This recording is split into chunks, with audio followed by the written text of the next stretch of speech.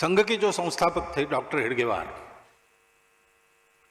वो इन चारों धाराओं में काम करके कार्यकर्ता के नाते उन कार्यों का प्रत्यक्ष अनुभव ले चुके थे। डॉक्टर हेडगेवार के जीवन में दूसरा उद्देश्य नहीं था, उनको देश का ही काम करना था, क्योंकि जन्मजात देशभक्त थे। चौथी प्राइमरी स्कूल में चौथी के क्लास में विक्टोरिया रानी का राज्यारोहण समारंभ हुआ तो अंग्रेजों का साम्राज्य जहां जहां था, भारत में भी था, सर्वत्र हुआ, सरकारी संस्थानों में, स्कूलों में भी हुआ, इनके भी प्राइमरी स्कूल में हुआ। और उस समय मिठाई बांटी गई जैसे बांटते हैं, तो इन्होंने ये मिठाई फेंक दी कचरे में। तो शिक्षकों ने पूछा क्यों फेंकी भाई, बच्चे हो मिठाई नहीं खाते हो? उन्होंने कहा ये तो मिठाई नहीं जहर है। हमारे राज्य को निकालकर अपना झंडा गाड़ने वाले परकीय लोगों की रानी का राज्यारोहण हमारे लिए शोक दिन है, उत्सव का दिन नहीं है। और उसके उपलक्ष्य में जो मिठाई आई है वो हमारे लिए जहर है। ये बचपन में उनकी प्रवृत्ति थी। तो बचपन से ही अनाथ हो गए। 11 साल की आयु में उनके माता और पिता दोनों एक ही दिन 1 घंटे के अंतर में मर गए। प्लेग चल रहा था नागपुर में, तो बीमार रोगियों की सेवा का काम दोनों करते थे। सेवा करते करते इनको भी प्लेग हो गया। 1 दिन की बीमारी में एक ही दिन 1 घंटे के अंतर में दोनों चले गए। तो बड़ा दरिद्रता में जीवन जीना पड़ा। लेकिन प्रवृत्ति ऐसी होने के कारण स्वाभिमान पूर्वक अपना जीवन जीते हुए पहले 10वें क्लास में अपना स्थान उन्होंने कायम रखा और देश के लिए जो चल रहा था उन सब बातों में वो सक्रिय रहते थे। नागपुर में वंदे मातरम आंदोलन का नागपुर के विद्यालयों में संगठन उन्होंने किया। और जब ये स्कूल के इंस्पेक्टर आए स्कूल में तो उनका स्वागत वंदे मातरम की घोषणाओं से हुआ। तो अंग्रेज सरकार जागरूक हो गई, उनके कान खड़े हो गए। उन्होंने नागपुर के सब विद्यालय बंद कर दिए और पता लगाना शुरू किया कौन है इसके पीछे। नागपुर के उस समय के नामवर बड़े नेता जो थे वो तो थे ही पीछे से, परंतु जिनके हाथों ये काम हुआ वो डॉक्टर हेडगेवार और उनकी एक टोली थी। लेकिन उसका पता नहीं लगा। 4 महीने तक स्कूल बंद रहे, छानबीन चलती रही, पता कुछ नहीं लगा। तो फिर एक नॉमिनल अपॉलॉजी के साथ विद्यालय शुरू करना ऐसा शुरू हुआ कि बच्चे आएंगे, गेट पर हेडमास्टर खड़े रहेंगे, अंदर आते हुए प्रत्येक बच्चे को पूछेंगे गलती हुई ना, मुंडी हिलाना, मुंडी हिलाया तो प्रवेश। स्कूल शुरू हो गए। लेकिन 2 लोगों ने इतना भी करने से इनकार कर दिया। उसमें एक डॉक्टर हेडगेवार थे। स्वप्न में भी हम हमारे माता को वंदन करना, वंदे मातरम करना ये गलत है ऐसा कह नहीं सकते, तो हम माफी कैसे मांगेंगे? हम विचार ही नहीं कर सकते मुंडी हिलाने का। तो रस्टिकेट हो गए। ऐसे विद्यार्थियों के लिए उस समय राष्ट्रीय विद्यालय रहते थे, वहां पर उन्होंने प्रवेश लिया। उसको भी अंग्रेजों ने बंद कर दिया। तो निजी तौर पर परीक्षा में बैठे और फर्स्ट क्लास में पास हो गए। इसलिए नागपुर के नेता ने सोचा कि ये बड़ा होनहार बालक है, संघर्षशील है, कष्ट सहन करने की आदत है और सबसे अधिक बात इन्हें प्रामाणिक है, इसको कलकत्ता डॉक्टरी पढ़ने के लिए भेजेंगे।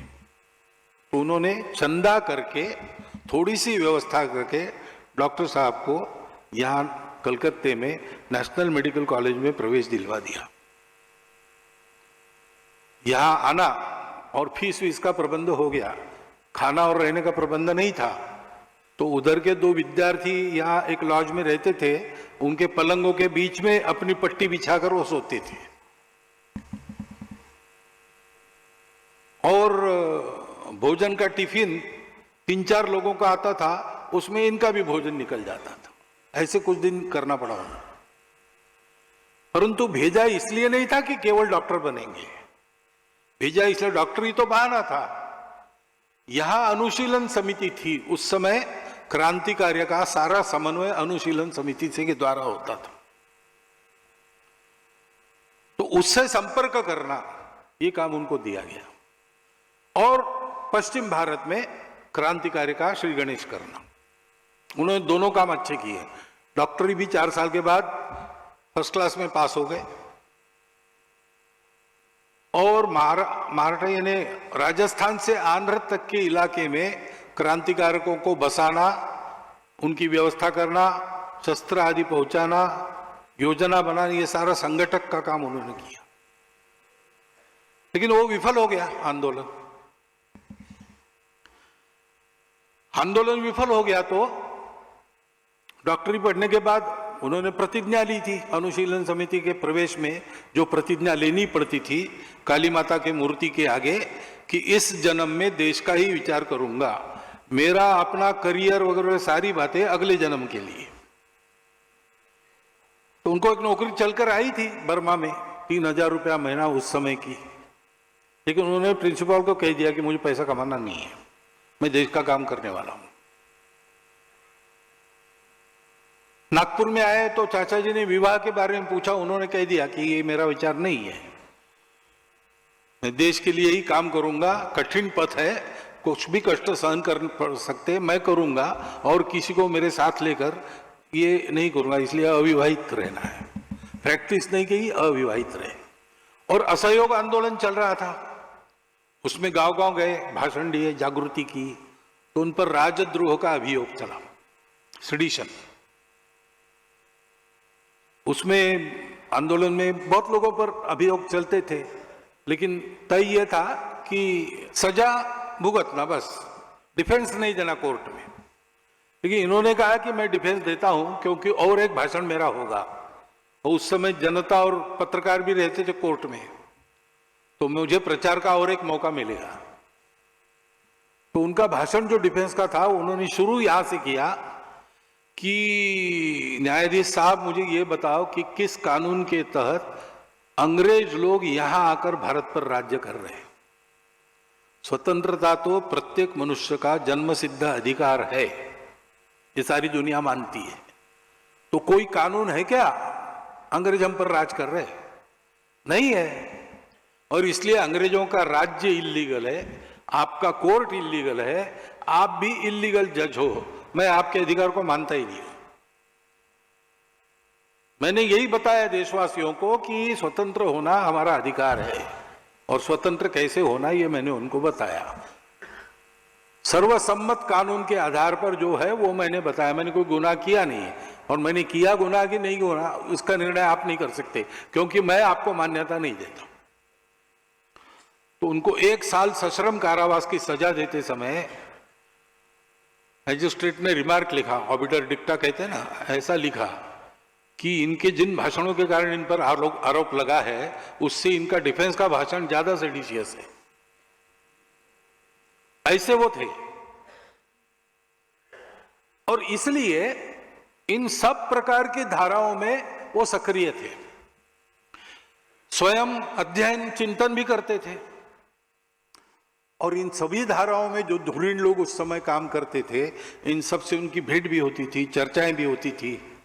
लोकमान्य तिलक, महात्मा गांधी, वीर सावरकर, सुभाष बाबू, भगत सिंह, राजगुरु, मदन मोहन मालवीय, ऐसे अनेक लोगों से उनकी बातें होती। सुभाष बाबू से भी।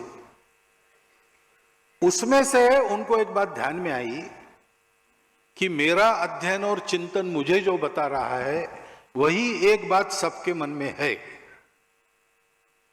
और वो बात क्या है कि सबको लगता था कि देश की एक समस्या उठाकर उसको ठीक करने के लिए हमने अपना जीवन लगा दिया, और इसलिए ये समस्या कभी न कभी ठीक हो जाएगी। परंतु समस्या फिर से नहीं आएगी, इसकी गारंटी क्या है? क्योंकि स्वतंत्रता की ही बात करें तो अंग्रेज कोई हमको गुलाम बनाने वाले पहले नहीं थे। उसके पहले सीमा के पार से इस्लाम का आक्रमण आया, 500 साल तक सारे देश में आसाम छोड़ के, और उन्होंने अपना खेल खेला।